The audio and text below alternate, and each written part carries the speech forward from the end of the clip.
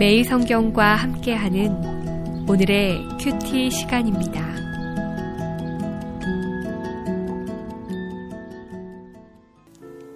여호수아 10장 1절에서 15절입니다. 그때 여호수아가 아이를 빼앗아 진멸하되 여리고와 그 왕에게 행한 것 같이 아이와 그 왕에게 행한 것과 또 기브온 주민이 이스라엘과 화친하여 그 중에 있다 함을 예루살렘 왕 아도니세덱이 듣고 크게 두려워하였으니 이는 기브온은 왕도와 같은 큰 성임이요 아이보다 크고 그 사람들은 다 강함이라. 예루살렘 왕 아도니세덱이 헤브론 왕 호함과 야르뭇 왕 비람과 라기스 왕 야비야와 에글론 왕 드빌에게 보내어 이르되 내게로 올라와 나를 도우라. 우리가 기브온을 치자. 이는 기브온이 여호수아와 이스라엘 자손과 더불어 화친하였음이니라 하매 아모리 족속의 5 왕들 곧 예루살렘 왕과 헤브론 왕과 야르뭇 왕과 라기스 왕과 에글론 왕이 함께 모여 자기들의 모든 군대를 거느리고 올라와 기브온에 대진하고 싸우니라. 기브온 사람들이 길갈 진영에 사람을 보내어 여호수아에게 전하되 당신의 종들 돕기를 더디게 하지 마시고 속히 우리에게 올라와 우리를 구하소서. 산지에 거주하는 아모리 사람의 왕들이 다 모여 우리를 치나이다 하매 여호수아가 모든 군사와 용사와 더불어 길갈에서 올라가니라. 그때 여호와께서 여호수아에게 이르시되 그들을 두려워하지 말라. 내가 그들을 내 손에 넘겨주었으니 그들 중에서 한 사람도 너를 당할 자 없으리라 하신지라. 여호수아가 길갈에서 밤새도록 올라가 갑자기 그들에게 이르니 여호와께서 그들을 이스라엘 앞에서 패하게 하심으로 여호수아가 그들을 기브온에서 크게 살육하고 베토론에 올라가는 비탈에서 추격하여 아세가와 막게다까지 이르니라.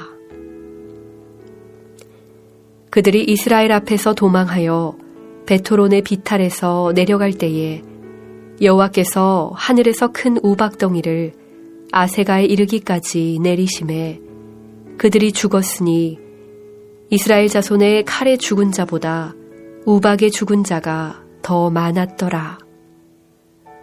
여호와께서 아모리 사람을 이스라엘 자손에게 넘겨주시던 날에 여호수아가 여호와께 아뢰어 이스라엘의 목전에서 이르되 태양아 너는 기브온 위에 머무르라. 달아 너도 아얄론 골짜기에서 그리할지어다 하매 태양이 머물고 달이 멈추기를 백성이 그 대적에게 원수를 갚기까지 하였느니라.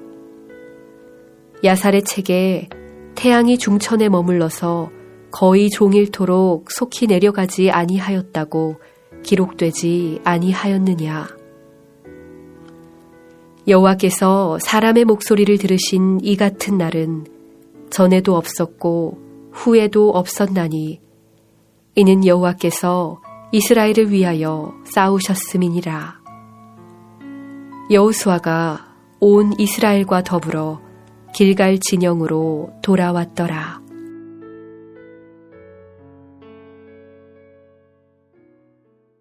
안녕하세요. 9월 18일 수요일입니다. 오늘 말씀은 여호수아 10장 1절에서 15절입니다.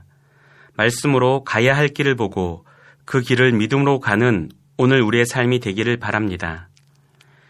이스라엘이 여리고와 아이를 진멸하고 가나안 중부로 들어왔다는 소식은 가나안의 모든 왕들을 긴장시키기에 충분했습니다. 이에 가나안의 왕들은 연합전선을 형성하고 이스라엘과의 일전을 준비합니다. 그런데 그때 기브온이 이스라엘과 화친하고 종이 되었다는 소식이 들려왔습니다. 왕들은 충격에 빠졌습니다. 기브온은 강한 성이었고 싸움에 능한 나라였기에 항복을 했다는 것이 믿기지 않았을 것입니다. 그리고 그같이 강한 나라가 이스라엘과 한편이 되었으니 그러지 않아도 두려운 이스라엘이 더 두려워졌을 것입니다. 이처럼 가나안에 등장한 이스라엘 때문에 가나안의 왕들은 두려움을 느꼈습니다. 두려움을 느낀다는 것은 구원의 기회가 아직 남아있다는 뜻일 수 있습니다. 이스라엘의 하나님 앞에 엎드리면 진멸을 피할 수 있을지도 모르기 때문입니다. 라합의 가족과 기본 사람들의 경우가 그 증거입니다. 하지만 가나안의 왕들은 자기 힘으로 두려움을 극복하고 구원에 이르기를 작정했습니다. 그래서 아도니세덱이 중심이 되어 아모리 연합군을 이루어서 기브온을 침공합니다. 아마 그들은 이스라엘과 합친한 기브온을 먼저 쳐서 이스라엘 전력의 일부라도 무너뜨려야겠다고 생각했을 것입니다. 그러나 그들의 침략 소식은 곧 이스라엘에 알려졌고 여호수아는 지체하지 않고 곧장 모든 군대를 이끌고 기브온을 구하기 위해 출전합니다. 얼마 전까지만 해도 기브온도 이스라엘이 진멸해야 할 가나안 족속 중 일부였고 비록 화친을 맺었다 해도 이스라엘이 속아서 맺은 것이라 이렇게까지 도울 필요가 있을까 싶지만 여호수아는 머뭇거리지 않았습니다. 내용과 가정이 어떠하든 그들과 맺은 조약은 하나님 앞에서 맺은 것이었기 때문입니다. 이런 여호수아의 결정을 하나님은 적극적으로 지지해 주십니다. 그 증거가 8절에서 15절에 기록된 일련의 사건들입니다. 먼저 하나님은 여호수아에게 승전을 약속하셨고 그 약속대로 가나안 연합군이 이스라엘의 군대 앞에서 패하게 하셨습니다. 그런데 이게 다가 아니었습니다. 하나님은 친히 전쟁에 참여하셔서 이스라엘보다 앞서 싸우셨습니다. 큰 우박덩이를 적군을 향해 쏟아 부으시고 여호수아의 요청대로 해와 달을 멈추어 이스라엘의 전쟁을 도우셨습니다. 얼마나 적극적으로 도와주셨던지 본문의 저자는 이 사건을 여호와께서 사람의 목소리를 들으신 이 같은 날은 전에도 없었고 후에도 없었다라고 기록했습니다. 그러나 솔직히 이것은 이스라엘 편에서 할 수 있는 평가고 조금만 뒤로 물러나서 객관적으로 평가하면 하나님의 개입이 조금 과해 보이기도 합니다. 이스라엘이 지고 있던 전쟁이 아니라 처음부터 승기를 잡고 이기고 있던 전쟁인데 해와 달을 멈추는 기적까지 동원해서 도와주실 필요가 있었을까 싶습니다. 그러나 하나님께서 이렇게까지 하신 목적은 분명합니다. 첫째, 하나님은 이 일을 통해 가나안 정복 전쟁이 하나님이 친히 싸우시는 자신의 전쟁임을 분명히 밝히셨습니다. 하나님의 전쟁이니 여호수아와 이스라엘은 전혀 두려워할 필요 없이 하나님만 따르면 됩니다. 둘째, 하나님은 이 일을 통해서 여호수아 마음에 남아있던 실수에 대한 죄책감을 덜어주셨습니다. 여호수아가 기브온과 하친을 맺은 것은 명백한 잘못이었습니다.